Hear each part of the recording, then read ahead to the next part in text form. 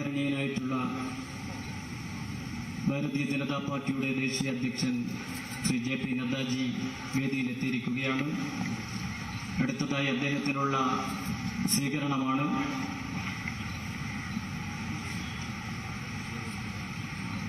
ആരാധ്യനായ പാർട്ടിയുടെ സംസ്ഥാന അധ്യക്ഷൻ ശ്രീ K സുരേന്ദ്രൻജി അദ്ദേഹത്തെ ഷോളണിച്ച് സ്വീകരിക്കുന്നതാണ്.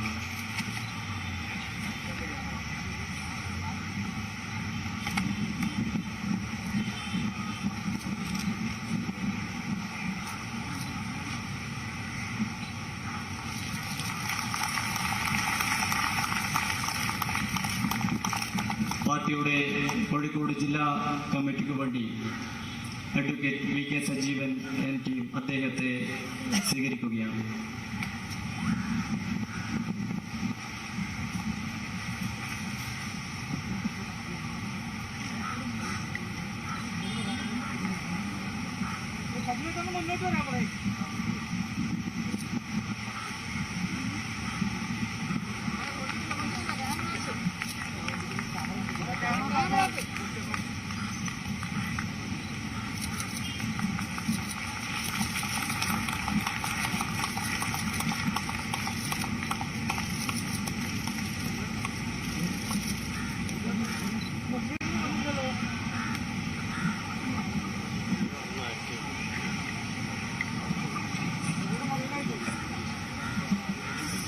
അടുത്തതായി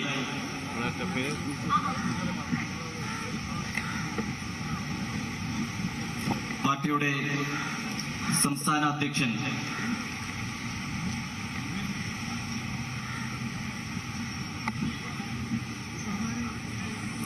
കോഴിക്കോട് ജില്ലയുടെ ഉപഹാര സമർപ്പണമാണ്. അതിനുവേണ്ടി പാർട്ടി ജില്ലാ കമ്മിറ്റിയുടെ അധ്യക്ഷൻ ശ്രീ VK സജീവനെ ആദരപൂർവ്വം ക്ഷണിക്കുന്നു.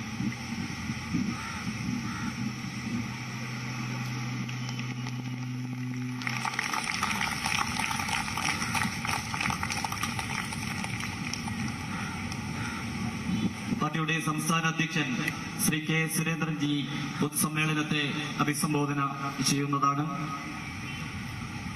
അഴിമതിക്കും വർഗീയ ഭീകരതയ്ക്കുമെതിരെ ഉശിരൻ നിലപാടെടുക്കുന്ന നമ്മുടെ പ്രിയപ്പെട്ട സംസ്ഥാന അധ്യക്ഷൻ കേരളത്തിൽ മാർക്സിസ്റ്റ് പോപ്പുലർ ഫ്രണ്ട് മതഭീകരവാദികൾക്കെതിരെ ഒന്നിച്ചെതിർക്കാൻ ചങ്കുറപ്പോടെ പ്രസ്ഥാനത്തെ നയിക്കുന്ന പ്രിയപ്പെട്ട നേതാവിനെ ആദരപൂർവ്വം ക്ഷണിക്കുന്നു. ഇന്നത്തെ വിശിഷ്ടാതിഥി ഈ സമ്മേളനം ഔപചാരികമായി ഉദ്ഘാടനം ചെയ്യുന്ന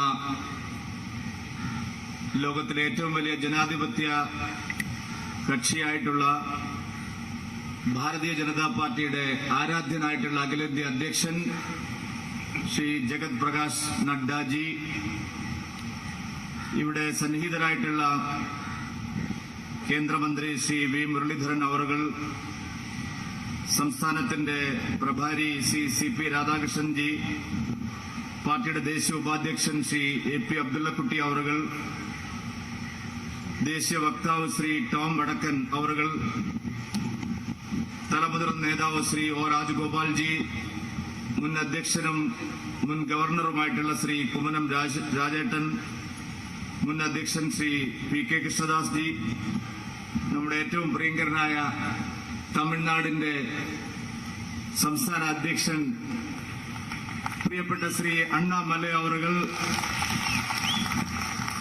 ശ്രീ AN രാധാകൃഷ്ണൻ അവറുകൾ, ശ്രീ MT രമേശ് അവറുകൾ, ശ്രീ ജോർജ് കുര്യൻ അവറുകൾ, Shri C Krishnakumar, P Sudheer, Shri M Ganesan അവറുകൾ, ശ്രീ K സുഭാഷ് അവറുകൾ, Shri VV Rajan, P Raghunath, Chettur Balakrishnan master, KP Sreesan master, KP Prakash Babu, K Srikanth, CR Praful Krishnan, NP Radhakrishnan, TP Jayachandran, K Narayanan master, VK Sajeevan, ഈ ജില്ലയുടെ അധ്യക്ഷൻ M Mohanan master, Shri E Prashanth Kumar, സന്നിഹിതരായിട്ടുള്ള മറ്റ് ആരാധ്യരായിട്ടുള്ള നേതാക്കളെ, വളരെ ചുരുങ്ങിയ ഒരു സമയത്തിനകം ഈ കോഴിക്കോട് കടപ്പുറത്ത് തടിച്ചുകൂടിയിട്ടുള്ള ഏറ്റവും പ്രിയപ്പെട്ട സഹോദരി സഹോദരന്മാരെ, സഹപ്രവർത്തകരെ, എല്ലാവർക്കും എന്റെ വിനീതമായ നമസ്കാരം. ഭാരതീയ ജനതാ പാർട്ടിയുടെ അഖിലേന്ത്യാ അധ്യക്ഷൻ ആദരണീയനായ നദ്ദാജി ദേശീയ അധ്യക്ഷനായി തെരഞ്ഞെടുക്കപ്പെട്ടതിന് ശേഷം എനിക്ക് തോന്നുന്നു ആദ്യമായിട്ടാണ് അദ്ദേഹം കോഴിക്കോട്ടെ ഈ ഇത്തരത്തിലൊരു പൊതുപരിപാടിയിൽ പങ്കെടുക്കുന്നത്. മറ്റൊരു പ്രത്യേകത കൂടിയുണ്ട്. കഴിഞ്ഞ മാസം നടന്ന 5 സംസ്ഥാന നിയമസഭാ തെരഞ്ഞെടുപ്പുകളിൽ ഉത്തർപ്രദേശിലും ഉത്തരാഖണ്ഡിലും മണിപ്പൂരിലും ഗോവയിലും അത്യുജ്വലമായ വിജയത്തോടെ ഭാരതീയ ജനതാ പാർട്ടിയെ വീണ്ടും തിരിച്ചധികാരത്തിൽ കൊണ്ടുവരുന്നതിന് നേതൃത്വം നൽകിയ വിജയശ്രീലാളിതനായിട്ടാണ് അദ്ദേഹം ഈ കോഴിക്കോട്ടിൽ നിന്ന് വന്നിരിക്കുന്നത്. കേരളത്തിൽ നിലവിലെ രാഷ്ട്രീയ സാഹചര്യത്തെ സംബന്ധിച്ച് എനിക്ക് സംസാരിച്ച നേതാക്കളെല്ലാം തന്നെ വിശദമായി പ്രതിപാദിച്ചിട്ടുണ്ടാവും. കേരളത്തിലെ ജനങ്ങൾ അക്ഷരാർത്ഥത്തിൽ പൊറുതിമുട്ടിക്കൊണ്ടിരിക്കുന്ന ഒരു സന്ദർഭമാണിത്. കേരളത്തിലെ ജനങ്ങൾ ഇതുപോലെ ദുരിതം അനുഭവിക്കുന്ന ഒരു കാലം ഉണ്ടായിട്ടുണ്ടോ എന്നുള്ള കാര്യം സംശയമാണ്. ഭരണം തന്നെ സംസ്ഥാനത്തില്ലാത്ത വിധത്തിലാണ് കേരളത്തിൽ കാര്യങ്ങൾ മുമ്പോട്ട് പോകുന്നത്. നാഥനില്ല കളരിയായി മാറിയിരിക്കുകയാണ് കേരളം. മുഖ്യമന്ത്രി അമേരിക്കയിലാണ്. സംസ്ഥാന ഭരണത്തിന് നേതൃത്വം നൽകുന്ന പാർട്ടി സെക്രട്ടറിയും അമേരിക്കയിലാണ്. അമേരിക്കയിൽ ഇരുന്നുകൊണ്ടുള്ള ഭരണമാണിപ്പോൾ നടക്കുന്നത്. മന്ത്രിമാർക്ക് ആർക്കും തന്നെ ചുമതല ഏൽപ്പിച്ചിട്ടില്ല കേരളത്തിലെ കാര്യങ്ങൾ നോക്കുന്നതിന് വേണ്ടി. പാർട്ടി സെക്രട്ടറി പോകുന്നതിനെ കുറിച്ച് ആ പാർട്ടിക്കാർ നോക്കിയാൽ മതി. പക്ഷേ സംസ്ഥാനത്തിന്റെ മുഖ്യമന്ത്രി വിദേശത്ത് പോയിരിക്കുന്ന ഈ സന്ദർഭത്തിൽ തികഞ്ഞ ഭരണസ്തംഭനമാണ് കേരളത്തിൽ. ജനങ്ങളെ സംബന്ധിച്ചിടത്തോളം അവരുടെ അടിസ്ഥാനപരമായിട്ടുള്ള ആവശ്യങ്ങളൊന്നും തന്നെ ഇവിടെ നടക്കുന്നില്ല. ക്രമസമാധാന നില തകർന്ന് തരിപ്പണമായിരിക്കുകയാണ്. നിത്യേനയോളം കൊലപാതകങ്ങളും അക്രമങ്ങളും ബലാത്സംഗങ്ങളും സ്ത്രീ പീഡനങ്ങളും എല്ലാം വർദ്ധിച്ചുകൊണ്ടിരിക്കുകയാണ് കേരളത്തിൽ. പോലീസ് നിഷ്ക്രിയമായിരിക്കുകയാണ് കേരളത്തിൽ. പട്ടാപ്പകൽ മതഭീകരവാദ ശക്തികളും മാഫിയ സംഘങ്ങളും കേരളത്തിൽ അഴിഞ്ഞാടുകയാണ്. ആർക്കും ആരെയും വേണമെങ്കിൽ കൊലപ്പെടുത്താൻ കഴിയുന്ന സാഹചര്യം. ക്രമസമാധാന നില തകർന്ന് കേരളത്തിൽ ഗുണ്ടാ രാജായി മാറിയിരിക്കുന്നു. എവിടെയും എന്തും സംഭവിക്കാവുന്ന സാഹചര്യം. രാജ്യം മുഴുവനുള്ള മതഭീകരവാദ ശക്തികൾ അവരുടെ ഒളിത്താവളമാക്കിയിട്ട് മാറ്റിയിരിക്കുന്നത് കേരളത്തെയാണ്. ഇന്ത്യ രാജ്യത്ത് നടക്കുന്ന എല്ലാ വിധ്വംസക പ്രവർത്തനങ്ങളുടെയും ബുദ്ധികേന്ദ്രമായി പ്രവർത്തിക്കുന്ന ആളുകൾ കേരളത്തിലാണ്. പോപ്പുലർ ഫ്രണ്ട് പോലുള്ള മതഭീകരവാദ ശക്തികൾ സംസ്ഥാനത്ത് അഴിഞ്ഞാട്ടം നടത്തുകയാണ്. നിരപരാധികളായിട്ടുള്ള ആളുകളെ കൊലപ്പെടുത്തിക്കൊണ്ടിരിക്കുകയാണ്. വലിയ തോതിൽ ആയുധ പരിശീലനവും അക്രമങ്ങളും നടത്തിക്കൊണ്ടിരിക്കുകയാണ്. പോലീസിന്റെ കൈകൾ വിലങ്ങ് വെച്ചിരിക്കുകയാണ്. പോലീസിന് നടപടിയെടുക്കാൻ സാധിക്കുന്നില്ല ഒരു കാര്യത്തിലും. പോലീസ് നിഷ്ക്രിയമായി നോക്കുകുത്തികളെ പോലെയാണ് കേരളത്തിൽ പെരുമാറുന്നത്. ആഭ്യന്തര വകുപ്പ് കൈകാര്യം ചെയ്യുന്ന മുഖ്യമന്ത്രിക്ക് ഈ കാര്യങ്ങളൊന്നും തന്നെ അന്വേഷിക്കാൻ സമയമില്ല. അദ്ദേഹം ചികിത്സയുടെ പേര് പറഞ്ഞ് അമേരിക്കയിലേക്കാണ് പോയിരിക്കുന്നത്. പാർട്ടി സഖാക്കളെ കൊണ്ട് സാമ്രാജ്യത്വ വിരുദ്ധ മുദ്രാവാക്യം വിളിപ്പിച്ച് വളർന്നു വന്ന പാർട്ടി ചെറിയ ചെറിയ ആവശ്യങ്ങൾക്ക് പോലും അമേരിക്കയിലേക്കാണ് പോകുന്നത്. നരേന്ദ്രമോദി സർക്കാരിനെ ഇത് മുതലാളിത്ത ശക്തികളെ സഹായിക്കുന്ന സർക്കാരാണെന്ന് കളിയാക്കുന്നയാൾ ആക്ഷേപിക്കുന്നവരാണ്. ഈ സർക്കാർ അതിന് നേതൃത്വം നൽകുന്ന പിണറായി വിജയൻ കേരളത്തിലെ ജനങ്ങളെ മുഴുവൻ തെരുവിലാക്കിയിട്ടാണ് അമേരിക്കയ്ക്ക് പോയിരിക്കുന്നത്. കേരളത്തിൽ ആശുപത്രികളിൽ മര്യാദയ്ക്ക് ചികിത്സയില്ല, മരുന്നുകൾ ലഭ്യമല്ല. പല സർക്കാർ ആശുപത്രികളും അവിടുത്തെ പ്രവർത്തനങ്ങൾ നിലച്ചിരിക്കുകയാണ്. സാധാരണക്കാരന് ചികിത്സ കിട്ടാതെ മരിക്കുന്നു കേരളത്തിൽ കുട്ടികളടക്കം.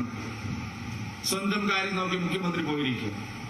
ക്രമസമാധാനം തകർന്ന് തരിപ്പണമായിരിക്കുന്നു, നോക്കാൻ ആളില്ല. വിലക്കയറ്റം അതിരൂക്ഷമായിരിക്കുകയാണ് സംസ്ഥാനത്ത്. വിപണിയിൽ ഇടപെടാനോ വിലക്കയറ്റം പിടിച്ചു നിർത്താനോ ഒരു നടപടിയും പിണറായി വിജയൻ സർക്കാരിന്റെ ഭാഗത്തുനിന്നില്ല. നിത്യോപയോഗ സാധനങ്ങളുടെ വില വാനം പോലെ കുതിച്ചു കയറുമ്പോൾ ഒരു രൂപ പോലും പെട്രോളിലും ഡീസലിലും വില കുറയ്ക്കാൻ കേരള ഗവൺമെന്റ് തയ്യാറാവുന്നില്ല. അവർ ടാക്സ് കുറയ്ക്കുന്നില്ല. ഇന്ത്യയിലെ എല്ലാ സംസ്ഥാനങ്ങളും പെട്രോളിലും ഡീസലിലും വില കുറച്ചപ്പോൾ കേരള ഗവൺമെന്റ് മാത്രം ഒരു നയാ പൈസയും കുറയ്ക്കില്ല എന്നുള്ള വാശിയോടുള്ള നിലപാടാണ് സ്വീകരിക്കുന്നത്. നരേന്ദ്രമോദി സർക്കാരിന്റെ പ്രധാനമന്ത്രി കഴിഞ്ഞ ദിവസം കേരള സർക്കാരിനെ നിശിതമായി വിമർശിക്കുകയുണ്ടായി. അതിന് മറുപടിയായി ശ്രീ പിണറായി വിജയൻ ഇല്ലാത്ത കാര്യങ്ങളാണ് കേരളത്തിലെ ജനങ്ങളെ പറഞ്ഞ് പറ്റിച്ചുകൊണ്ടിരിക്കുന്നത്. വിലക്കയറ്റം രൂക്ഷമാകുമ്പോഴും സർക്കാരിന് നടപടികളില്ല. പാവപ്പെട്ടവനെ സഹായിക്കാനുള്ള ഒരു പദ്ധതിയും ഗവൺമെന്റ് ഭാഗത്തുനിന്നില്ല. നരേന്ദ്രമോദി സർക്കാർ നടപ്പാക്കുന്ന പദ്ധതികൾ മുഴുവൻ അവതാളത്തിലായിരിക്കുകയാണ് കേരളത്തിൽ. ഹർത്താലും പണിമുടക്കും ബന്ധും തൊഴിലാളി സംഘടനകളുടെ അതിക്രമങ്ങളും കാരണം വ്യവസായങ്ങൾ തകർന്ന് തരിപ്പണമായിരിക്കുന്നു കേരളത്തിൽ. സാമ്പത്തിക രംഗം തകർന്ന് തരിപ്പണമായിരിക്കുന്നു കേരളത്തിൽ. ശമ്പളവും പെൻഷനും കൊടുക്കാനില്ലാതെ പല പൊതുമേഖലാ സ്ഥാപനങ്ങളും പൂട്ടിക്കൊണ്ടിരിക്കുകയാണ് കേരളത്തിൽ. KSRTCയിലെ ജീവനക്കാർ പെരുവഴിയിലായി. KSEBയിലും സമാനമായിട്ടുള്ള സാഹചര്യമാണ് ഉണ്ടായിക്കൊണ്ടിരിക്കുന്നത്. കടക്കെടി വർദ്ധിച്ചുകൊണ്ടിരിക്കുകയാണ് കേരളത്തിൽ. സാമ്പത്തിക രംഗത്ത് തകർച്ചയാണ് കേരളത്തിൽ ഉണ്ടാവുന്നത്. മോദി സർക്കാരിന്റെ സഹായം കൊണ്ട് മാത്രമാണ് കേരളത്തിൽ ഇപ്പോഴുള്ള കാര്യങ്ങളെങ്കിലും നടക്കുന്നത്. നരേന്ദ്രമോദി സർക്കാർ അരിയും പയറും പദ്ധതികളും പണവും നൽകുന്നതും കൊണ്ട് മാത്രമാണ് ഈ സർക്കാരിന് ഇവിടെ കാര്യങ്ങൾ നടത്താൻ കഴിയുന്നത്. കേരളത്തിൻ്റെതായിട്ട് ഒരു കാര്യവുമില്ല. മദ്യവും ലോട്ടറിയും ചൂതാട്ടവുമുള്ള വരുമാനമല്ലാതെ മറ്റൊരു വരുമാനവും സംസ്ഥാനത്തിനില്ല. വികസനത്തിന്റെ കേരള മോഡൽ തകർന്ന് തരിപ്പണമായിരിക്കുന്നു എന്നതിന്റെ തെളിവാണ്. കഴിഞ്ഞ ദിവസം ചീഫ് സെക്രട്ടറിയുടെ നേതൃത്വത്തിലുള്ള സംഘം ഗുജറാത്തിൽ നരേന്ദ്രമോദിയുടെ നാട്ടിൽ വികസനം പഠിക്കാൻ വേണ്ടി പോയിരിക്കുകയാണ്. ഇത്രയും കാലം നിങ്ങൾ മോദി മാതൃക ആവശ്യമില്ല, കേരള മോഡലാണ് യഥാർത്ഥ മോഡൽ എന്ന് പറഞ്ഞ ആളുകളെ കബളിപ്പിച്ചില്ലേ? ഇന്ന് നിങ്ങൾക്ക് സമ്മതിക്കേണ്ടി വന്നില്ലേ? കേരള മോഡൽ തകർന്ന് തരിപ്പണമായിരിക്കുന്നു, പരാജയപ്പെട്ടിരിക്കുന്നു. കേരളത്തെ രക്ഷിക്കാൻ ഇനി നരേന്ദ്രമോദിയുടെ മാതൃകയല്ല എന്ന് പരസ്യമായി സമ്മതിക്കാൻ നിങ്ങൾക്കിപ്പോൾ സാഹചര്യമുണ്ടായിരിക്കുകയാണ്. പ്രിയപ്പെട്ടവരെ, നരേന്ദ്രമോദി സർക്കാരിന്റെ ജനക്ഷേമ പദ്ധതികളും വികസന മാതൃകയുമാണ് തകർന്നുകൊണ്ടിരിക്കുന്ന കേരളത്തിന് ഇനി പരിഹാരമായിട്ടുള്ളത് എന്ന് നാം തിരിച്ചറിയുകയാണ്. ആ നരേന്ദ്രമോദി സർക്കാരിന്റെ നല്ല നല്ല കാര്യങ്ങൾ കേരളത്തിലെ ജനങ്ങളിൽ എത്തിക്കാൻ ആവശ്യമായിട്ടുള്ള നടപടികളെടുക്കുകയാണ് പിണറായി വിജയൻ സർക്കാർ ചെയ്യേണ്ടത്. തങ്ങളൊന്നും ചെയ്യുന്നില്ലെന്ന് മാത്രമല്ല, മോദി സർക്കാരിന്റെ പദ്ധതികളെല്ലാം കേരളത്തിൽ അട്ടിമറിക്കുകയും ചെയ്യുന്ന വിചിത്രമായ നടപടിയുമായിട്ടാണ് ഈ സർക്കാർ മുന്നോട്ട് പോകുന്നത്. പ്രിയപ്പെട്ടവരെ, ഞാൻ ദീർഘമായി എന്റെ അധ്യക്ഷ പ്രസംഗം മുന്നോട്ട് കൊണ്ടുപോകുന്നില്ല. കേരളം ഒരു വലിയ രാഷ്ട്രീയമായ പരിവർത്തനത്തിലൂടെ മാത്രമേ ഇന്നത്തെ വർത്തമാന പ്രതിസന്ധിയിൽ നിന്ന് കേരളത്തിന് മോചനം ലഭിക്കുകയുള്ളൂ എന്നുള്ള തിരിച്ചറിവാണ് ഭാരതീയ ജനതാ പാർട്ടി ദേശീയ ജനാധിപത്യ സഖ്യം ശക്തമായിട്ടുള്ള പ്രവർത്തനങ്ങളുമായിട്ട് മുമ്പോട്ട് പോകുന്നത്. ഇവിടെ ഇടത് വലത് മുന്നണികളുടെ ഈ പോരാട്ട നാടകങ്ങൾ കേരളത്തിൽ അവസാനിപ്പിക്കാൻ ഈ പൊതുസമൂഹം ഉണർന്ന് മുന്നോട്ട് വരുന്ന കാഴ്ചയാണ്. കേരളം തകർന്ന് തരിപ്പണമാവുമ്പോഴും കടക്കണിയിലാവുമ്പോഴും ലക്ഷക്കണക്കിന് കോടി രൂപ കടമെടുത്ത് ആവശ്യമില്ലാത്ത കേരയിൽ പോലുള്ള സിൽവർ ലൈൻ പോലുള്ള പദ്ധതികൾ കൊണ്ടുവരാൻ ഇവർ ശ്രമിക്കുമ്പോൾ ഞങ്ങൾ മുന്നിൽ നിന്ന് പോരാടുന്നത് സിൽവർ ലൈനിനെതിരായിട്ടുള്ള ശക്തമായിട്ടുള്ള പോരാട്ടം ഞങ്ങൾ നയിക്കുന്നത് ഈ സർക്കാരിന്റെ തെറ്റായ നടപടികളും ഭരണവൈകല്യങ്ങളും തുറന്നു കാണിച്ചുകൊണ്ടാണ്. ആവശ്യമില്ലാത്ത കാര്യങ്ങൾക്ക് വേണ്ടി കേരളത്തിലെ ജനങ്ങളെ വീണ്ടും കടക്കണിയിലാക്കുന്ന പിണറായി വിജയൻ സർക്കാരിന്റെ നീക്കം എന്ത് വില കൊടുത്തും പരാജയപ്പെടുത്തുമെന്നുള്ള കാര്യത്തിൽ ആർക്കും തന്നെ സംശയം വേണ്ട. ഭാരതീയ ജനതാ പാർട്ടി പ്രവർത്തകരുടെ സിരകളിൽ അവസാനത്തെ തുള്ളി രക്തം ഒഴുകുന്നത് വരെ തീർച്ചയായിട്ടും കേരളയിൽ സിൽവർ ലൈൻ പോലുള്ള പദ്ധതികൾക്കെതിരായി അവരുടെ ഒരു വ്യാമോഹവും കേരളത്തിൽ നടപ്പില്ല എന്നുകൂടി സൂചിപ്പിച്ചുകൊണ്ട് എല്ലാവർക്കും ഒരിക്കൽ കൂടി അഭിവാദ്യങ്ങളും ആശംസകളും അർപ്പിച്ചുകൊണ്ട് എന്റെ വാക്കുകൾ അവസാനിപ്പിക്കുന്നു. ഭാരത് മാതാ കി.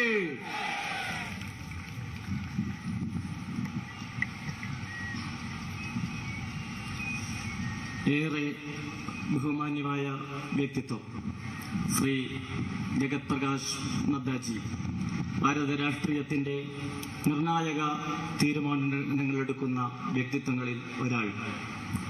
പാറ്റ്ന യൂണിവേഴ്സിറ്റിയിൽ ABVPയുടെ യൂണിറ്റ് സെക്രട്ടറിയിൽ തുടങ്ങി ഡൽഹി ABVPയുടെ ഓർഗനൈസിംഗ് സെക്രട്ടറി, ABVPയുടെ നാഷണൽ സെക്രട്ടറി, 89-90 നടന്ന ലോക്സഭാ തെരഞ്ഞെടുപ്പിൽ നാഷണൽ യൂത്ത് വിംഗ് ഇൻചാർജ്, തുടർന്ന് ഹിമാചൽ പ്രദേശിൽ ഭാരതീയ ജനതാ പാർട്ടിയുടെ സംസ്ഥാന ജനറൽ സെക്രട്ടറി, 91 മുതൽ 94 വരെ ഭാരതീയ ജനതാ യുവമോർച്ചയുടെ അഖിലേന്ത്യാ അധ്യക്ഷൻ, 93 മുതൽ 2003 വരെയും 2007 മുതൽ 2012 വരെയും ഹിമാചൽ പ്രദേശ് അസംബ്ലിയിൽ MLA, ആരോഗ്യ കുടുംബക്ഷേമ വകുപ്പും ഒപ്പം തന്നെ വനം പരിസ്ഥിതി വകുപ്പും കൈകാര്യം ചെയ്ത ക്യാബിനറ്റ് റാങ്കിലുള്ള മന്ത്രി. പാർട്ടിയുടെ ഹിമാചൽ പ്രദേശിന്റെ സംസ്ഥാന ജനറൽ സെക്രട്ടറി. 2010 മുതൽ പാർട്ടിയുടെ അഖിലേന്ത്യാ ജനറൽ സെക്രട്ടറി. 2012 മുതൽ ഈ സമയവും ഹിമാചൽ പ്രദേശിൽ നിന്നുള്ള രാജ്യസഭാ അംഗം. മോദി സർക്കാരിൽ, ഒന്നാം മോദി സർക്കാരിൽ ആരോഗ്യവകുപ്പ് കൈകാര്യം ചെയ്ത് പ്രാഗൽഭ്യം തെളിയിച്ചിട്ടുള്ള ഏറ്റവും നല്ല ഭരണപരിജ്ഞാനമുള്ള മന്ത്രി. വിദ്യാർത്ഥി പരിഷത്തിന്റെ നേതൃസ്ഥാനത്ത് നിന്ന് ഇന്ത്യ ഭരിക്കുന്ന പാർട്ടിയുടെ നേതൃസ്ഥാനത്തെത്തിയപ്പോഴും ഒട്ടും തലക്കനമില്ലാതെ ജനഹൃദയങ്ങളിൽ ഇഴകിച്ചേർന്ന് പ്രവർത്തിക്കുന്ന പ്രിയപ്പെട്ട നേതാവ്. ഒരു രാഷ്ട്രീയ നേതാവ് എന്തായിരിക്കണം, എങ്ങനെയായിരിക്കണം എന്ന് ചോദിച്ചാൽ സധൈര്യം നമുക്ക് ചൂണ്ടിക്കാണിക്കാൻ പറ്റിയിട്ടുള്ള ജനനായകനായിട്ടുള്ള നമ്മുടെ ദേശീയ അധ്യക്ഷൻ. കർമ്മനിരതവും പ്രസാദാത്മകവുമായ തന്റെ ജീവിത മാതൃകയിലൂടെ ലക്ഷക്കണക്കിന് പാർട്ടി പ്രവർത്തകരെ പ്രചോദനം നൽകുന്ന പ്രിയപ്പെട്ട നേതാവ് ഇന്ന് നമ്മുടെ സാമൂതിരിയുടെ മണ്ണിലാണ്. 2019 പാർട്ടിയുടെ വർക്കിംഗ് പ്രസിഡന്റായി ചുമതലയേറ്റതു മുതൽ പിന്നീട് അങ്ങോട്ട് 2020 ഫെബ്രുവരിയിൽ ലോകത്തെ ഏറ്റവും വലിയ രാഷ്ട്രീയ പ്രസ്ഥാനത്തെ നയിച്ചുകൊണ്ടിരിക്കുന്ന പ്രിയപ്പെട്ട ജഗത് പ്രകാശ് നദ്ദാജി ഇന്ന് നമ്മുടെ കോഴിക്കോട് നഗരത്തിലെത്തിയിരിക്കുകയാണ്. തീർച്ചയായും ഇന്ത്യ അല്ലാതാക്കാൻ വേണ്ടി ദേശവിരുദ്ധ ശക്തികൾ രാജ്യത്തിനകത്തും പുറത്തും പരസ്യമായും രഹസ്യമായും യുദ്ധം പ്രഖ്യാപിച്ചിരിക്കുമ്പോഴും തങ്ങളുടെ സഹപ്രവർത്തകരെ, BJP പ്രവർത്തകരെ ദേശാഭിമാനത്തിന്റെ പടച്ചട്ടയണിയിച്ചുകൊണ്ട് ഈ രാജ്യദ്രോഹികളെ നിലയ്ക്ക് നിർത്താൻ ആവശ്യമായ പോരാട്ടത്തിന് നേതൃത്വം കൊടുക്കുന്ന വീര യോദ്ധാവായിട്ടുള്ള സേനാനായകനായിട്ടുള്ള പ്രിയപ്പെട്ട നദ്ദാജിയെ ആദരപൂർവം ഈ ജനസഹസ്രങ്ങളെ അഭിസംബോധന ചെയ്യാൻ ഞാൻ ക്ഷണിക്കുകയാണ്. For you each and every one of you, here I am very respectfully inviting our Honorable National President Shri Jagat Prakash Naddaji for delivering his speech. Translate ചെയ്യുന്നത് പ്രിയപ്പെട്ട സംസ്ഥാന general secretary George Kurian അവരുകളാണ്.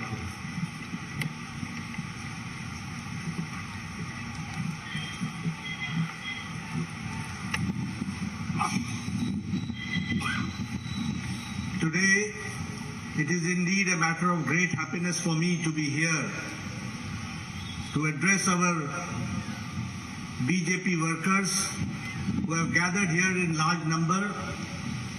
First of all, I would like to address our state president, Shri K. Surendranji, our state Prabhari, Shri C.P. Radhakrishnan-ji, our minister in the union government, Shri Muralidharan-ji, Shri A.P. Abdullah Kutti-ji, the National Vice President, our very senior leader and former President, Shri Kumanam Rajshekharan-ji, our senior leader and former President, P.K. Krishnadas-ji, National Spokesperson, Shri Tom Vadakam-ji, our Tamil Nadu State President, Shri K.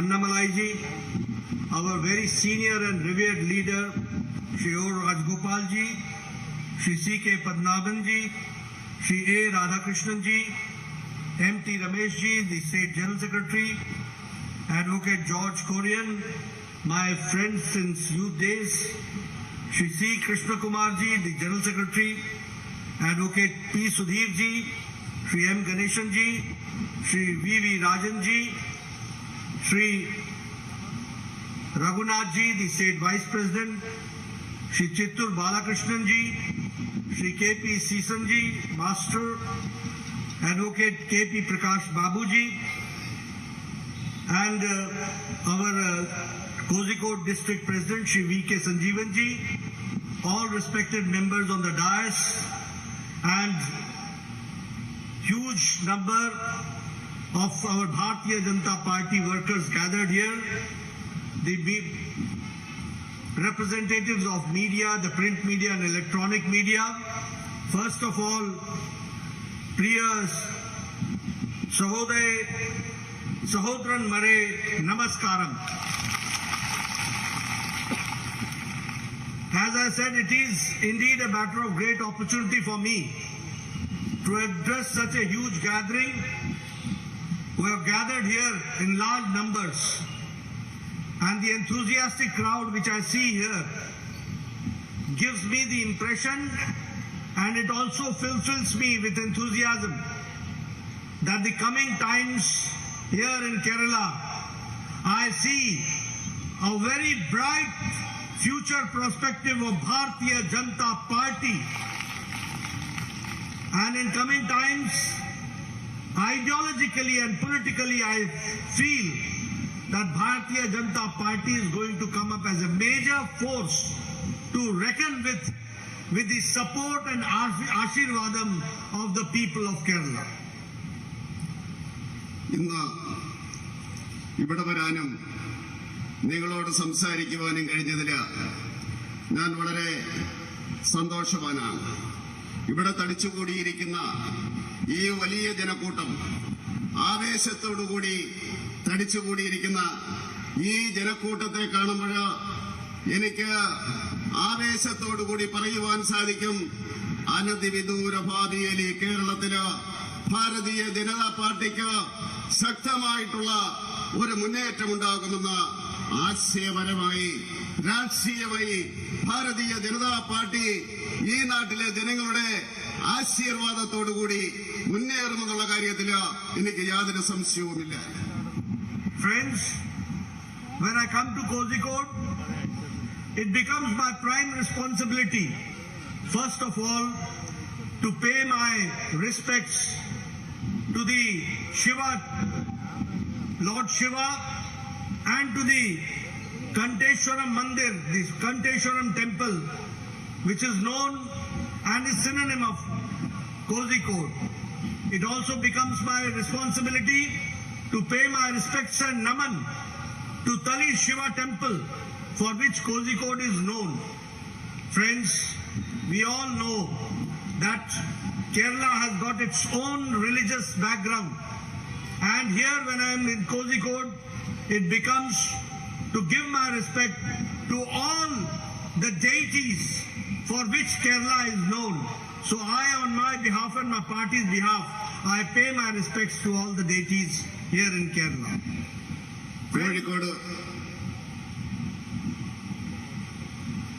Kozhikode വരുന്ന അവസരത്തിൽ ആദ്യമായിട്ട് എനിക്ക് ചെയ്യുവാനുള്ള കർത്തവ്യം എന്ന് പറയുന്നത് ശിവനെ നമസ്കരിക്കുക എന്നുള്ളതാണ്. അന്തേശ്വരം ക്ഷേത്രത്തില് അത് കോഴിക്കോടിന്റെ മഹിമയുടെ പ്രതീകമാണ്. അതുപോലെ തന്നെ തളി ക്ഷേത്രം അതും ഈ കേരളത്തിന്റെ പ്രതീകമാണ്.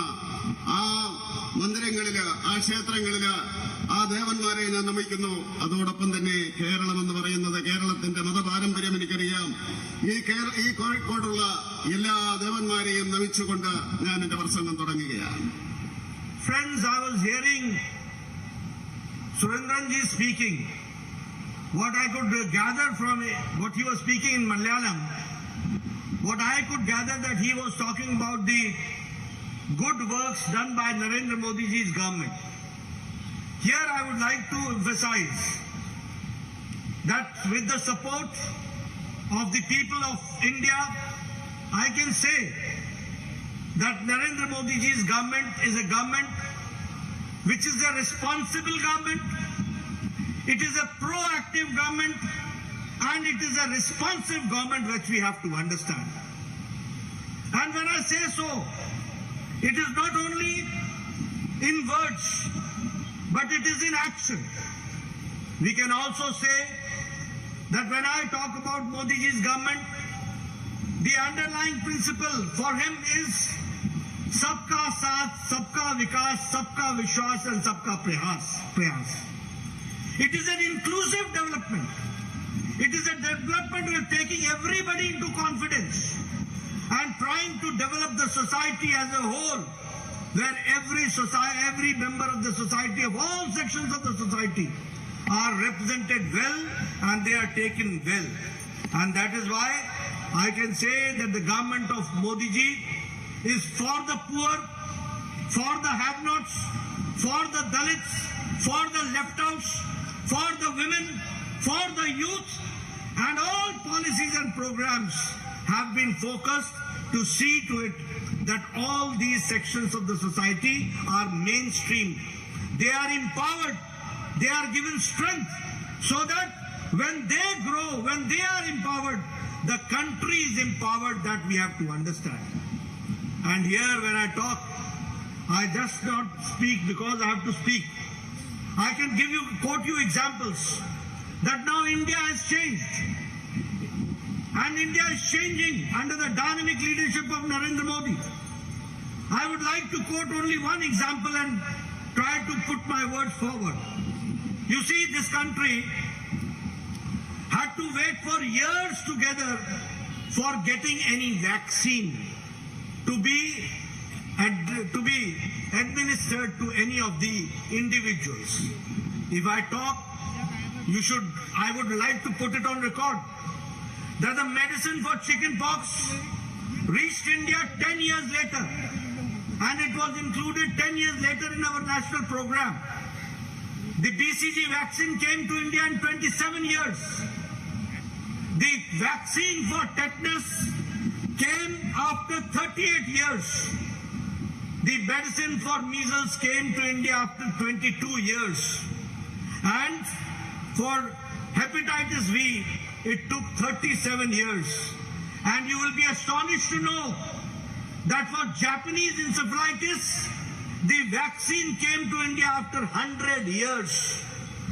The medicine and the vaccine came in 1906 in Japan, and it came to India in 2006. But when I say that under the leadership of Modi ji, the country has changed, the first case of corona came in 2020, January. And it was in March and April that he decided for a task force. And in 9 months, India gave, under the dynamic leadership, not one, but 2 vaccines to the country. That we have to understand. And today we are witnessing that when America, when Europe, when France, when Italy, when Germany are struggling and striving to fight corona, when we see that they have got a better health system than us, but still they are crumbling down. And we find India, that 130 crore people, and I see all of you sitting very closely to each other without mask. This is the Suraksha Kavach which has been provided by Narendra Modi by the vaccine that we have to understand. So friends, now 190 crore vaccines, double dose along with booster has been given. More than 10 crores have been given to the children also. This is changing India, and it is the pro-responsive and proactive government that we have to understand.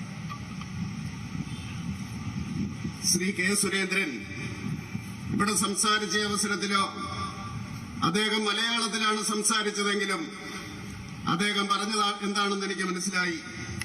അദ്ദേഹം നരേന്ദ്രമോദി സർക്കാരിന്റെ ജനക്ഷേമ പ്രവർത്തനങ്ങളെ പറ്റിയാണ് അദ്ദേഹം പറഞ്ഞത്.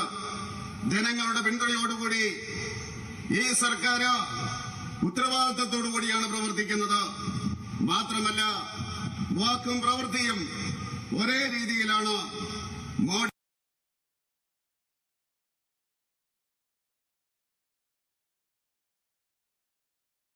സബ്കാ വികാസ് ഇതിന്റെ അടിസ്ഥാനത്തിലാണ് പ്രവർത്തിക്കുന്നത്. അതുപോലെ തന്നെ പുരോഗതിയിലേക്കാണ് രാജ്യത്തെ നയിക്കുന്നത്. ഈ രാജ്യത്തെ ജനങ്ങൾക്ക് പാവപ്പെട്ടവൻ അധികാരമുണ്ട്, അതുപോലെ തന്നെ ഇല്ലാത്തവൻ അധികാരമുണ്ട്, ദളിതർക്ക് അധികാരമുണ്ട്, അതുപോലെ തന്നെ സ്ത്രീകൾക്ക് അധികാരമുണ്ട്, അതുപോലെ തന്നെ യുവാക്കൾക്ക് അധികാരമുണ്ട്, നിരാലംബരായിട്ടുള്ള ജനങ്ങൾക്ക് അധികാരമുണ്ട്. അവർക്കെല്ലാം അധികാരം പകർന്നു കൊടുത്തുകൊണ്ടാണ് നരേന്ദ്രമോദിയുടെ സർക്കാർ ശക്തമായിട്ട് ഈ രാജ്യത്തെ നയിച്ചുകൊണ്ടിരിക്കുന്നത്. ആ ശക്തമായ നേതൃത്വത്തിലോ നമുക്ക് കാണുവാൻ സാധിക്കും. ഇതിനു മുമ്പ് എവിടെയെങ്കിലും ലോകത്ത് ഈ പകർച്ചവ്യാധി ഉണ്ടായിക്കഴിഞ്ഞാൽ ഭാരതത്തിലെത്തുമായിരുന്നു. ഭാരതത്തിലെത്തിക്കഴിഞ്ഞാൽ വർഷങ്ങൾ കാത്തിരിക്കണമായിരുന്നു. വാക്സിൻ കിട്ടണമെങ്കിൽ ആ വാക്സിൻ കിട്ടാൻ വേണ്ടി കാത്തിരിക്കണം. നമുക്കറിയാം, ചിക്കൻ പോക്സിന്റെ വാക്സിൻ കണ്ടുപിടിച്ചതിന് ശേഷം 10 വർഷത്തിന് ശേഷമാണ് ഭാരതത്തിലെത്തിയത്. അതുപോലെ തന്നെ BCGയുടെ വാക്സിൻ കണ്ടുപിടിച്ചതിന് ശേഷം 27 വർഷങ്ങൾക്ക് ശേഷം ടെറ്റനസിന്റേത് ഏതാണ്ട് 30 വർഷങ്ങൾക്ക് ശേഷമാണ്. അതുപോലെ തന്നെ മുണ്ടിനീര് അതിന് 22 വർഷങ്ങൾക്ക് ശേഷമാണ്. അതുപോലെ തന്നെ മഞ്ഞപ്പിത്തത്തിന്റേത് 37 വർഷങ്ങൾക്ക് ശേഷമാണ്.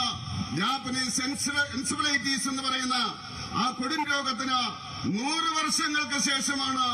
അതുപോലെ അത് ഏതാണ്ട് 100 വർഷത്തിന് ശേഷം 906 കണ്ടുപിടിച്ച വാക്സിൻ ഇന്ത്യയിലെത്തിയത് 2006 അങ്ങനെ നിരന്തരമായിട്ട് നമ്മള് കാത്തിരിക്കേണ്ടി വരുമായിരുന്നു. പക്ഷേ നമുക്കറിയാം കൊറോണ വന്നു. 2020 ജനുവരിയിലാണ് ഉണ്ടായത്. മാർച്ച് മാസത്തിൽ നമ്മൾ തീരുമാനിച്ചു വാക്സിൻ ഉണ്ടാക്കുവാൻ വേണ്ടി. 9 മാസത്തിനുള്ളിൽ ഒരു വാക്സിനല്ല 2 വാക്സിൻ നമുക്ക് കൊടുക്കുവാൻ സാധിച്ചു. ഇന്ന് അമേരിക്കയും യൂറോപ്പും ഫ്രാൻസും ഇറ്റലിയും ജർമ്മനിയും ഒക്കെ ഈ കോവിഡ് കാരണം ബുദ്ധിമുട്ടുമ്പോഴ് അവർ ചക്രശ്വാസം വലിക്കുമ്പോഴ് 130 കോടി ജനത അതിന്ന് ജനങ്ങൾ ആത്മവിശ്വാസത്തോടുകൂടി പോകുകയാണ്. ഇന്നവർക്ക് മാസ്ക് ധരിക്കാതെ അടുത്തടുത്തിരിക്കുവാൻ സാധിക്കും. ഏതാണ്ട് 150 കോടി ആ വാക്സിൻ കൊടുത്തു കഴിഞ്ഞു. ഏതാണ്ട് 10 കോടി കുട്ടികൾക്കും വാക്സിൻ കൊടുത്തു കഴിഞ്ഞു. അങ്ങനെ ശക്തമായിട്ട് ഈ ഭാരതം ഈ പകർച്ചവ്യാധിയെ അതിജീവിക്കുന്നു. ശക്തമായിട്ടുള്ള വ്യക്തമായിട്ടുള്ള നയപരിപാടിയുടെ കർമ്മ പദ്ധതിയുടെ അടിസ്ഥാനത്തിൽ അത് ചെയ്യുവാൻ സാധിക്കുന്നുവെന്ന് പറയുവാൻ ആഗ്രഹിക്കുകയാണ്.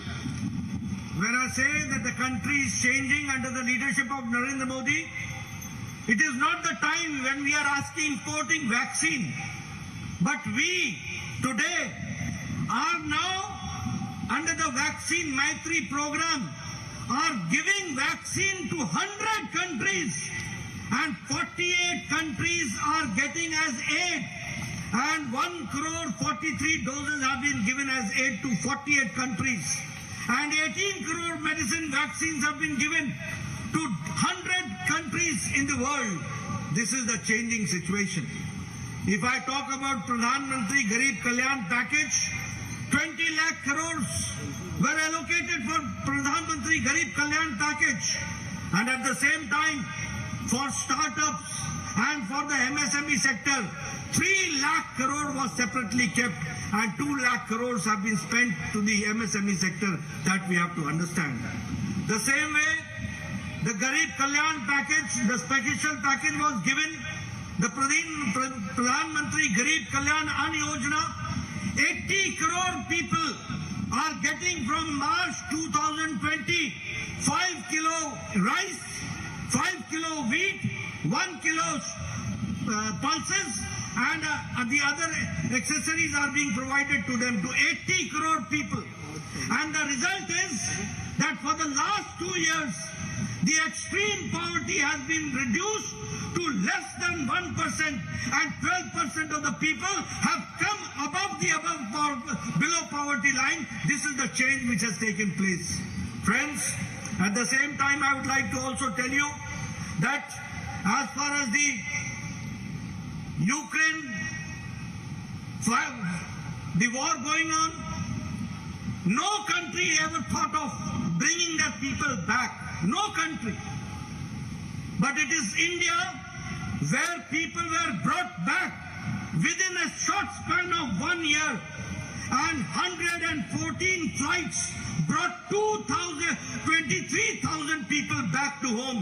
And in Kerala also 2,000 students have come back safely. That we have to understand. This is a changing India. Now people from other countries also, they have taken refuge and come back by taking tricolor Indian flag in their hands, and that through them they have come back and safely landed in Delhi and Mumbai, and they have been sent back to their safe destinations. This is the change which has come forward. അതുപോലെ തന്നെ രാജ്യം ഈ vaccine ഭാരതമുണ്ടാക്കുകയല്ല ചെയ്തത്. Vaccine മൈത്രിയുടെ പേരില് ഏതാണ്ട് 100-ലേറെ രാജ്യങ്ങൾക്ക് നമ്മൾ vaccine കൊടുത്തു കഴിഞ്ഞു. 48 രാജ്യങ്ങൾക്ക് ഏതാണ്ട് 1,40,000 ഡോസ് നമ്മൾ കൊടുത്തു കഴിഞ്ഞു. അതുപോലെ തന്നെ 18 രാജ്യങ്ങൾക്ക് ഏതാണ്ട് 1000 കോടിയിലേറെ നമ്മൾ കൊടുത്തു കഴിഞ്ഞിരിക്കുകയാണ്. അതുപോലെ നമുക്ക് പറയാൻ സാധിക്കും, ഗരീബ് കല്യാൺ പദ്ധതിയുടെ അടിസ്ഥാനത്തിൽ 20 ലക്ഷം കോടി രൂപയാണ് ഈ നരേന്ദ്രമോദിയുടെ സർക്കാർ പാവപ്പെട്ടവർക്ക് വേണ്ടി മാറ്റിവെച്ചിരിക്കുന്നത്. അതുപോലെ തന്നെ MSMEക്ക് 3 ലക്ഷം കോടി രൂപ കൊടുത്തു. അങ്ങനെ അത് ചെലവാക്കുകയും ചെയ്തു.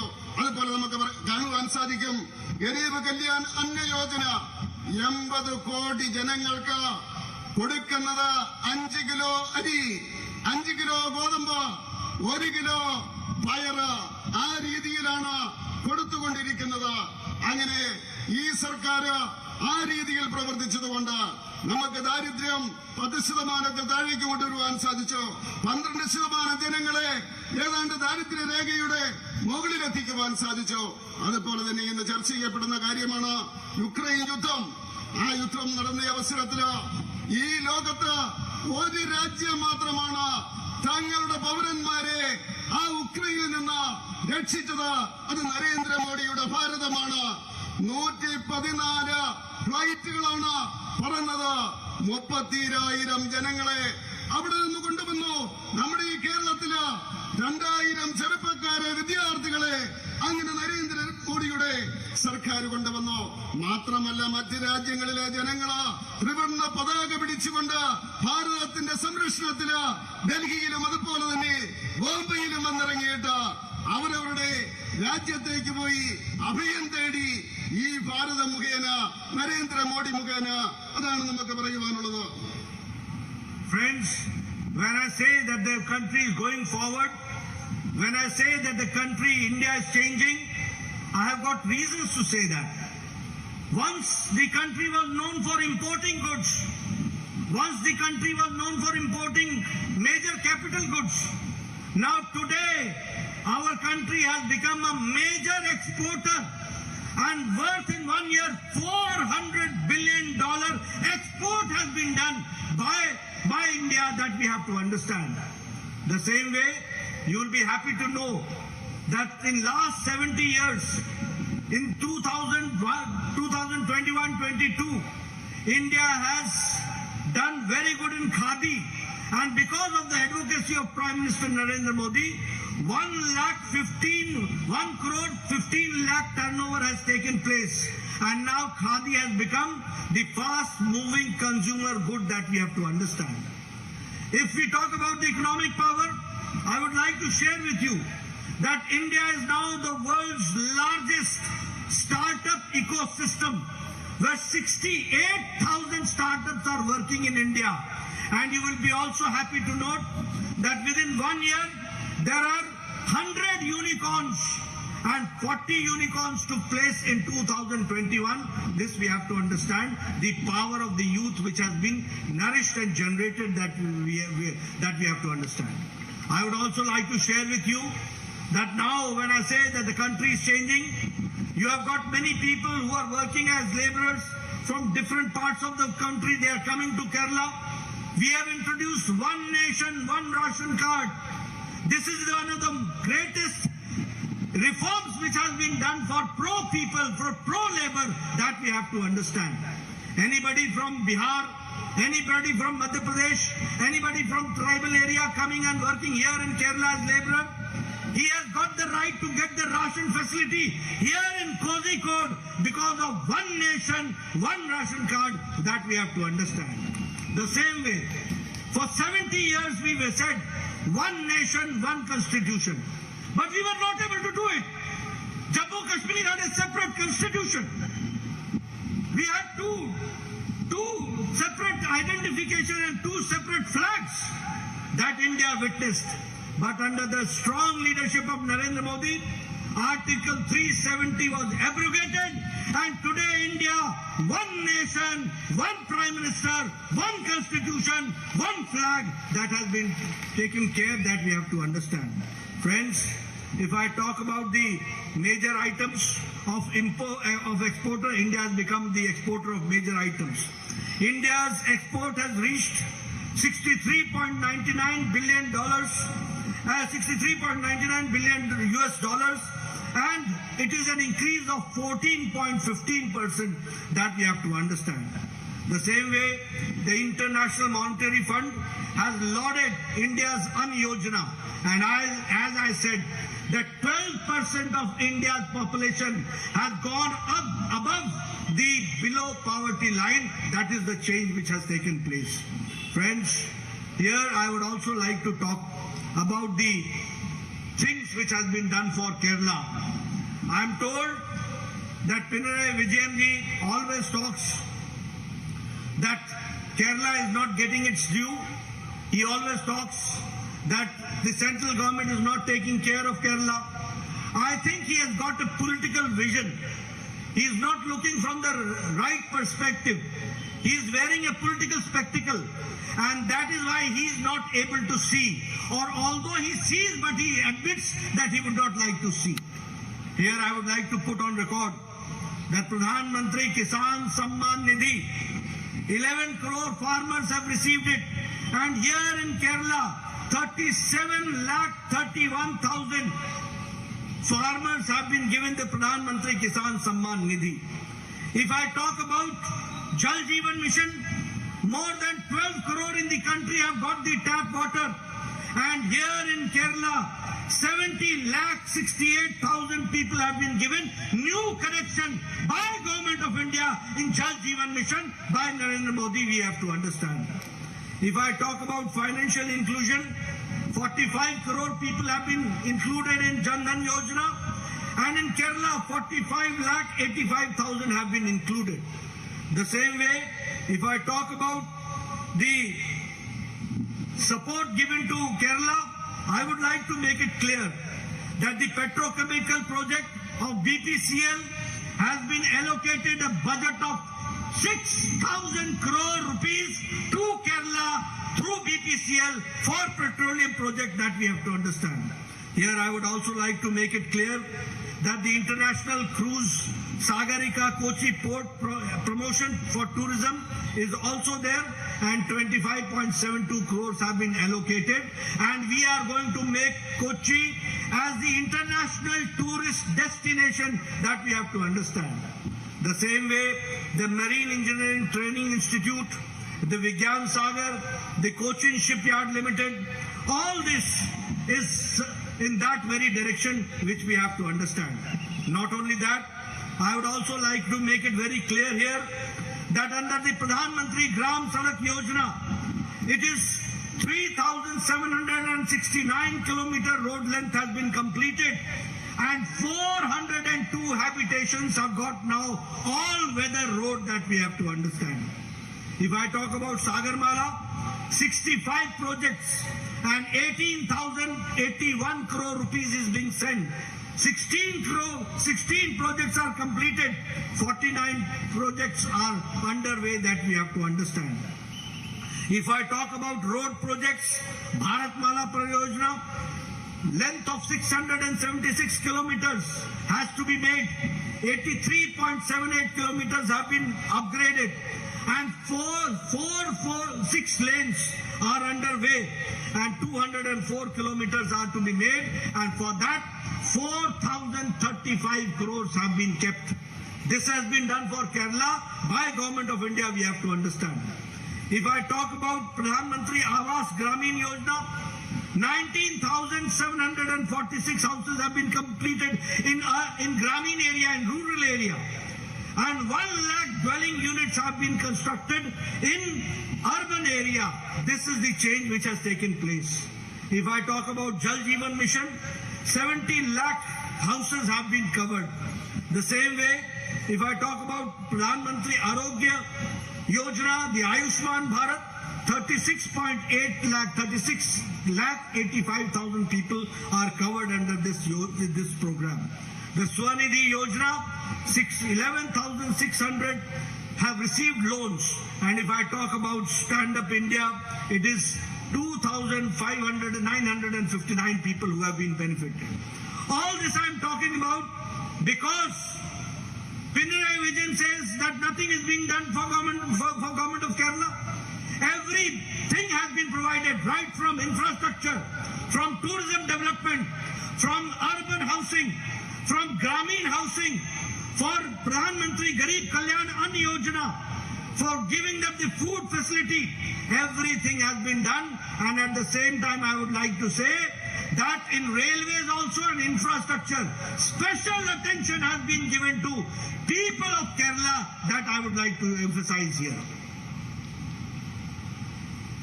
അതുപോലെ തന്നെ മാറുന്ന ഭാരതത്തെ പറ്റി പറയുന്ന അവസരത്തില് നമുക്ക് പറയുവാൻ സാധിക്കും, ഒരു കാലഘട്ടത്തില് ഭാരതം ഇറക്കുമതി ചെയ്യുന്ന രാജ്യമായിരുന്നു. ഇന്നത് മാറിയിട്ട് ഏതാണ്ട് 400 മില്യൺ ഡോളറിന്റെ കയറ്റുമതിയാണ് നമ്മൾ നടത്തിക്കൊണ്ടിരിക്കുന്നത്. 70 വർഷ കാലഘട്ടം നമ്മൾ ഈ അവസ്ഥയിലായിരുന്നു. പക്ഷേ ഭാരതം ഇന്ന് വളർന്നുകൊണ്ടിരിക്കുകയാണ്. അതുപോലെ തന്നെ വേറൊരു കാര്യം പറയേണ്ടതുണ്ട്, ഖാദിയുടെ രംഗത്ത് ഭാരതം മുന്നേറുകയാണ്. നരേന്ദ്രമോദിയുടെ കാലഘട്ടത്തില് ഏതാണ്ട് 1,15,00,000 ടേൺ ഓവറാണ് ഉണ്ടായിരിക്കുന്നത്. അങ്ങനെ ഏറ്റവും കൂടുതൽ വളരുന്ന ഒരു മേഖലയായിട്ട് ഈ ഖാദി മാറിയിരിക്കുകയാണ്. അതുപോലെ തന്നെ സ്റ്റാർട്ടപ്പിന്റെ കാര്യത്തില് ഭാരതം ഏതാണ്ട് മുന്നേറിക്കൊണ്ടിരിക്കുകയാണ്. കഴിഞ്ഞ വർഷം തന്നെ ഏതാണ്ട് 100 യൂണിക്കോൺ ആയിട്ടുള്ള അവസ്ഥയുണ്ടായിരുന്നു. കേരളത്തിൽ ഏതാണ്ട് 40 ഉണ്ടായി. അതുപോലെ മുന്നേറിക്കൊണ്ടിരിക്കുകയാണ് സാമ്പത്തിക രംഗത്ത്. പക്ഷേ അതുപോലെ തന്നെ നമുക്ക് പറയുവാൻ സാധിക്കും, അന്യ സംസ്ഥാനങ്ങളിൽ നിന്ന് തൊഴിലാളികൾ വരുന്നുണ്ട്. അവർക്ക് ഒരു രാജ്യം ഒരു റേഷൻ കാർഡ് എന്നുള്ള പദ്ധതി നടപ്പിലാക്കി. ബീഹാറിൽ നിന്നും മധ്യപ്രദേശിൽ നിന്നും വിദൂര ഗ്രാമങ്ങളിൽ നിന്നും ഇവിടെ വരുന്നവർക്ക്, കോഴിക്കോട് വരുന്നവർക്ക് 1 നേഷൻ 1 റേഷൻ കാർഡ് എന്നുള്ള രീതിയിൽ അവർക്ക് ഭക്ഷ്യവസ്തുക്കൾ കിട്ടും. പാവപ്പെട്ടവന് താങ്ങായിട്ട് നിൽക്കുകയാണ്. അതുപോലെ വർഷങ്ങളായിട്ട് നമ്മൾ പറഞ്ഞുകൊണ്ടിരുന്നതാണ് ഈ രാജ്യത്ത് ഒരു രാജ്യം ഒരു ഭരണഘടന എന്നത്. പക്ഷേ നരേന്ദ്രമോദി അധികാരത്തിൽ വരേണ്ടിയിരുന്നു 370 വകുപ്പ് റദ്ദാക്കിക്കൊണ്ട് ഭാരതത്തില് ഒരു രാജ്യം ഒരു പ്രധാനമന്ത്രി ഒരു ഭരണഘടന ഒരു പതാക എന്നുള്ള അവസ്ഥയിലേക്ക് വരാൻ വേണ്ടി ആ രീതിയിലേക്ക് മാറിയിരിക്കുകയാണ്. അതുപോലെ തന്നെ നമുക്ക് അന്നയോജനയിലൂടെ ഇവിടെ ദാരിദ്ര്യം മാറ്റുവാൻ സാധിച്ചു എന്ന് പറഞ്ഞു. 12% ജനങ്ങളെ ദാരിദ്ര്യരേഖയുടെ മുകളിലേക്ക് കൊണ്ടുവരുവാൻ വേണ്ടി നമുക്ക് സാധിച്ചു. അതുപോലെ തന്നെ പിണറായി വിജയൻ, അദ്ദേഹത്തിന്റെ കാഴ്ചപ്പാടിന്റെ കുറവായിരിക്കും, അദ്ദേഹത്തിന് വസ്തുതകൾ അറിയാം. പക്ഷേ രാഷ്ട്രീയ കണ്ണുകൊണ്ടാണ് അദ്ദേഹം നോക്കുന്നത്. അതുകൊണ്ട് അദ്ദേഹം പറയുന്നത് അദ്ദേഹത്തിന് കേരളത്തിന് ആവശ്യത്തിനുള്ള സഹായങ്ങൾ കിട്ടുന്നില്ല എന്നാണ് അദ്ദേഹം പറയുന്നത്. നമുക്കറിയാം, പ്രധാനമന്ത്രിയുടെ കിസാൻ സമ്മാൻ നിധി 11 കോടി ജനങ്ങൾക്കാണ് ഭാരതത്തിൽ കൊടുത്തത്. ഏതാണ്ട് 30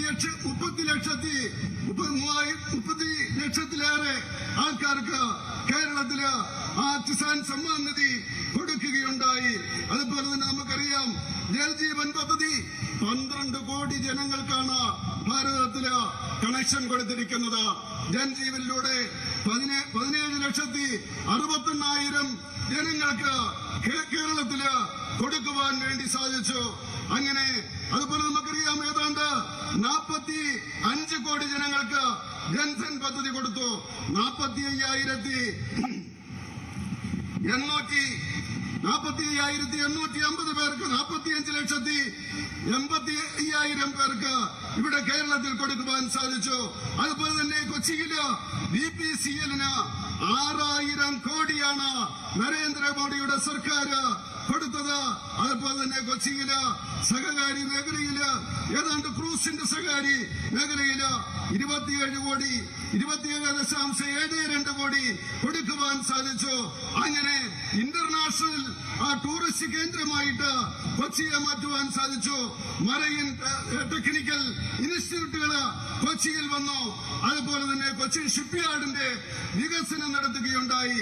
ഗ്രാമീണ സടക്ക് യോജനയുടെ അടിസ്ഥാനത്തില് ഏതാണ്ട് 3,740 കിലോമീറ്റർ നിർമ്മിച്ചുവെങ്കിൽ 400 കിലോമീറ്റർ കേരളത്തില് നിർമ്മിക്കുകയുണ്ടായി. അങ്ങനെ നിരന്തരമായിട്ടുള്ള പ്രവർത്തനത്തിലൂടെ കേരളത്തില് നമുക്ക് ഭാരത് മാലയില് കിട്ടിയത് ഏതാണ്ട് 83.78 കിലോമീറ്ററാണ്. അതുപോലെ തന്നെ അത് ഭാരതത്തില് മൊത്തത്തില് 675 കിലോമീറ്ററാണ് ഉണ്ടായിരുന്നത്. ആ രീതിയില് എല്ലാ രംഗത്തും നമുക്ക് കാണുവാൻ സാധിക്കും പുരോഗതിയിലേക്കാണ് ഈ സർക്കാർ നയിക്കുന്നതെന്ന്. ഏതാണ്ട് ആയുഷ്മാൻ ഭാരതില് 36,85,000 കേരളത്തിലെ ജനങ്ങൾക്ക് കൊടുത്തു. ആ രീതിയിൽ നമുക്ക് നോക്കിയാൽ എല്ലാ രംഗത്തും കേരളത്തിന് വേണ്ടി ഈ സർക്കാർ സഹായം ചെയ്തുകൊണ്ടിരിക്കുകയാണ്. സ്റ്റാൻഡപ്പിന്റെ രംഗത്ത് 2500 സ്റ്റാൻഡപ്പുകൾക്കാണ് സഹായം കൊടുത്തത്. അതുകൊണ്ട് ഞാൻ പറയാൻ ആഗ്രഹിക്കുകയാണ്, നരേന്ദ്രമോദിയുടെ ഈ സർക്കാർ കേരളത്തിന്റെ അടിസ്ഥാന വികസനം മുതല്, ഗ്രാമവികസനം മുതല്, ടൂറിസം മുതല്, അന്നയോജന പദ്ധതിയുടെ അടിസ്ഥാനത്തിലുള്ള പദ്ധതികൾ മൂലം റെയിൽവേയുടെ പ്രത്യേക പരിഗണനയുടെ അടിസ്ഥാനത്തില് ഈ ഭാരതത്തിലെ സർക്കാർ കേരളത്തെ സഹായിച്ചുകൊണ്ടിരിക്കുകയാണ്. എല്ലാ മേഖലയിലും സഹായിക്കുകയാണ്. ഭാരതം മുന്നേറുകയാണ് എന്ന് പറയാൻ ഞാൻ ആഗ്രഹിക്കുകയാണ്. Friends, we all know that the government here in Kerala, under the leadership of Pinarayi Vijayan, the left front government, the CPM government, always gives an impression that it treats every section of the society equal. It poses to be neutral. But here I would like to say that it is encouraging the Islamic terrorism. The Islamic terrorism is getting patronage of the CPM government, and Kerala has become the breeding center for Islamic terrorism. That we have to understand. I would also like to share with you that Kerala society at large is in discomfort. Kerala society at large is uncomfortable and disturbed because of the fast demographic changes which is taking place. And religious leaders, especially from the Christian community, has been raising such issues time and again. We have to understand that why the religious community and especially the Christian community is raising issues of change in the demographic change which is taking place in the society. There are also concerns that narcotic jihad has also been raised by the Christian community and also by the religious leaders. We have to understand that under the leadership of Pinarayi Vijayan, Kerala is now in a situation where they talk that they'll treat everybody equally, but the feeling among the religious community is that they are supporting some sections, and at the same time the policy is divide and rule. The policy is pseudo-secularism. The policy is to give special treatment to one section of the society and try to divide the other section of the society. We have to understand. Not only that, if I talk about the violence which is taking place, I am shocked to know that more than 125 political murders have taken place in last 15 years. In 2016, 55 political murders took place, and also 12 of them took place in Kannur district, which is the CM's own home district. That we have to understand. There is a drastic increase in violence. There is a drastic increase in murders. There is drastic increase in organized attacks and murders.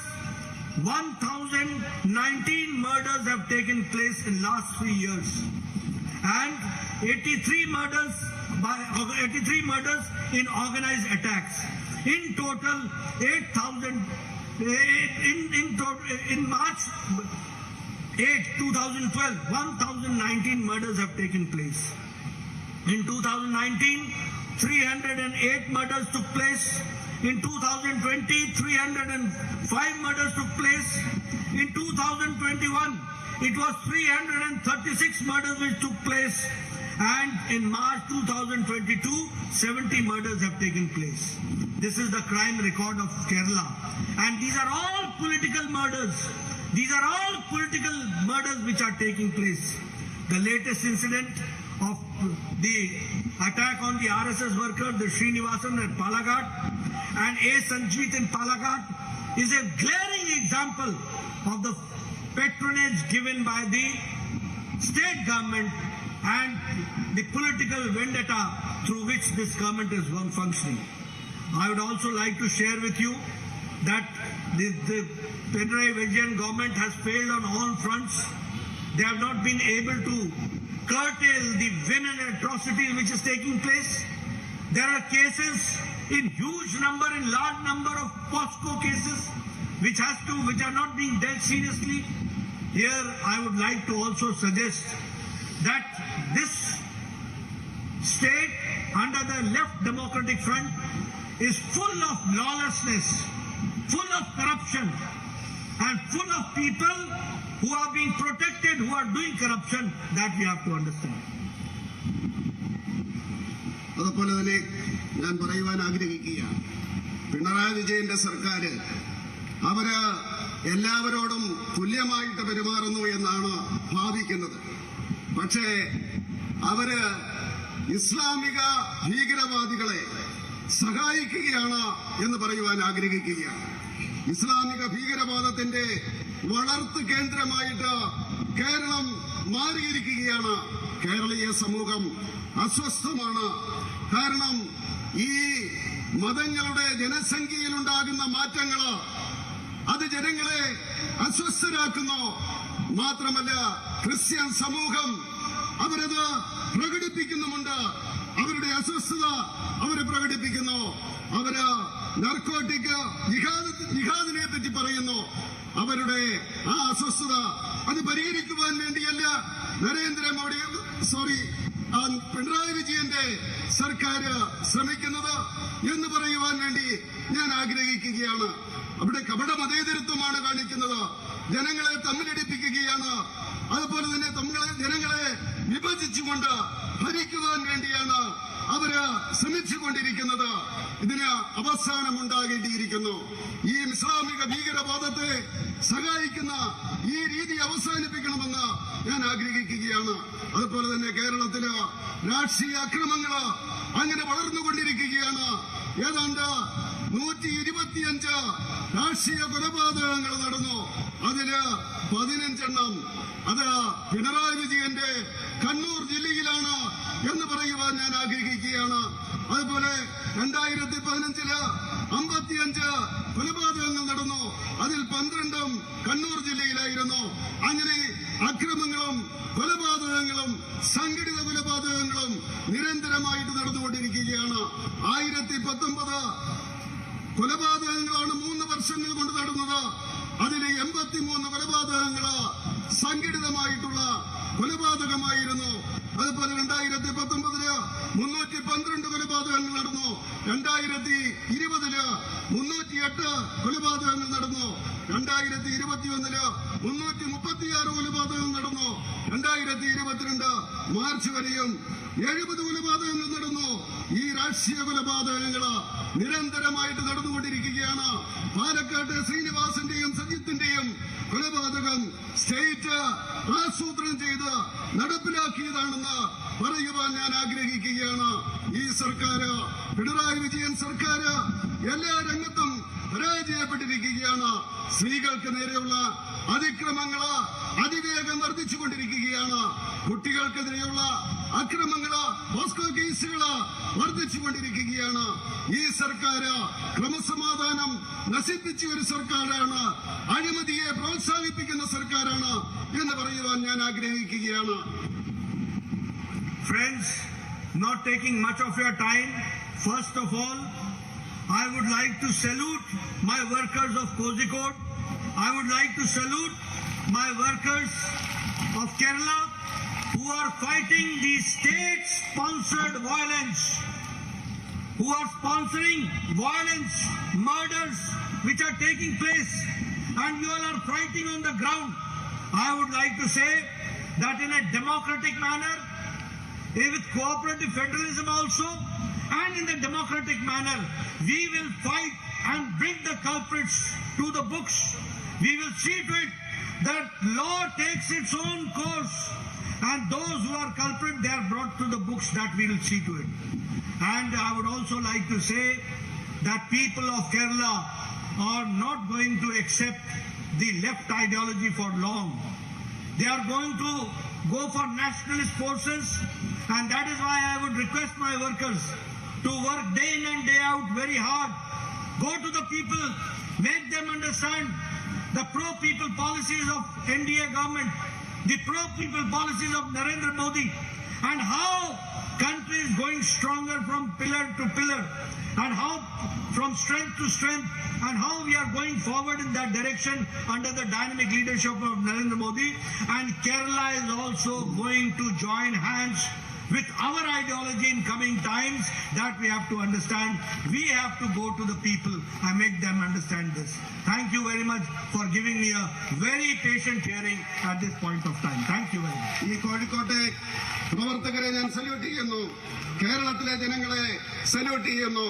ഇവിടുത്തെ സംസ്ഥാന സർക്കാർ നേതൃത്വം കൊടുക്കുന്ന അക്രമത്തെ, കൊലപാതകത്തെ ശക്തമായിട്ട് എതിർത്തുകൊണ്ട്, ചെറുത്തു നിന്നുകൊണ്ട്, അതിനെ അതിജീവിച്ചുകൊണ്ട് ഭാരതീയ ജനതാ പാർട്ടിയുടെ ആശയം പ്രചരിപ്പിക്കുന്ന ഈ കേരളത്തിലെ പ്രവർത്തകരെ ഞാൻ സല്യൂട്ട് ചെയ്യുകയാണ്. തീർച്ചയായിട്ടും ജനാധിപത്യ രീതിയില്, അതുപോലെ സഹകരണ ഫെഡറലിസത്തിന്റെ രീതിയില് നമ്മൾ ശക്തമായിട്ട് മുന്നേറണം. ഇവരെ പരാജയപ്പെടുത്തണം. നിയമത്തിന്റെ വഴിയിലെ സഞ്ചരിക്കാൻ പാടുള്ളൂ. ഞാൻ പറയുവാൻ ആഗ്രഹിക്കുന്ന കേരളത്തിലെ ഇടതുമുന്നണിക്ക് അധികം ജീവനില്ല, അധികം മുന്നോട്ട് പോകില്ല. അവരുടെ ആശയം തകരുക തന്നെ ചെയ്യും. ദേശീയ ആശയം ഏറ്റെടുത്തുകൊണ്ട് ജനങ്ങൾ ഭാരതീയ ജനതാ പാർട്ടിയെ സ്വീകരിക്കുക തന്നെ ചെയ്യും. അതുകൊണ്ട് എനിക്ക് പ്രവർത്തകരോട് പറയാനുള്ളത്, ജനങ്ങളിലേക്ക് പോകുക. NDA സർക്കാരിന്റെ നേട്ടങ്ങള്, നരേന്ദ്രമോദിയുടെ നേട്ടങ്ങള്, അത് ജനങ്ങളിലെത്തിക്കുക. അങ്ങനെ നാം നമ്മുടെ ആശയം പ്രചരിപ്പിച്ചുകൊണ്ട് ഭാരതീയ ജനതാ പാർട്ടിയുടെ പതാക കേരളത്തിൽ പറക്കുന്നതിന് വേണ്ടി നിങ്ങൾ സഹകരിക്കണം എന്ന് മാത്രം പറഞ്ഞുകൊണ്ട് അവസാനിപ്പിക്കുന്നു. നന്ദി, നമസ്കാരം. നന്ദി, നമസ്കാരം. നന്ദി പ്രകാശിപ്പിക്കാൻ വേണ്ടി പ്രശാന്ത് കുമാറിനെ ആദരവോടെ ക്ഷണിക്കുന്നു. പരിപാടി കഴിഞ്ഞാൽ